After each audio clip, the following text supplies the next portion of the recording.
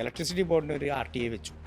ഇപ്പോഴത്തെ cost of rate എത്രയെന്ന് ചോദിച്ചു.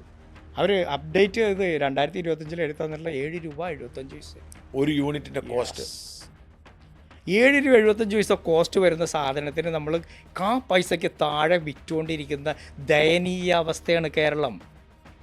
ഇത് എൻ്റെയും അങ്ങയുടെയും പോക്കറ്റിൽ നിന്നല്ലേ കൊടുക്കുന്നത്. ഈ കൺസേൺ ആർക്ക് വേണം?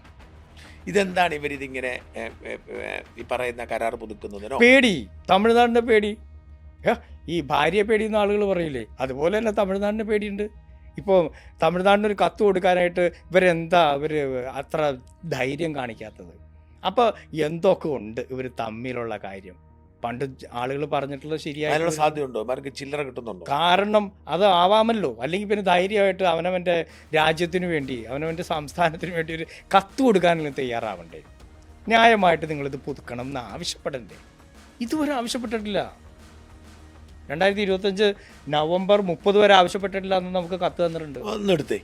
ചീഫ് എഞ്ചിനീയറുടെ കാര്യാലയം ISW 5/3/2025 നൽകിയ RTA പ്രകാരം ഞാൻ നേരത്തെ പറഞ്ഞ അവരുടെ പാരഗ്രാഫ് C പറയുന്നത് 29/5/1970 മുതൽ ഓരോ 30 വർഷം കൂടുമ്പോഴും പാട്ട വാടക പുതുക്കാവുന്നതാണ്. എന്നാൽ 29/5/70 ശേഷം കരാർ പുതുക്കൽ നടന്നിട്ടില്ല.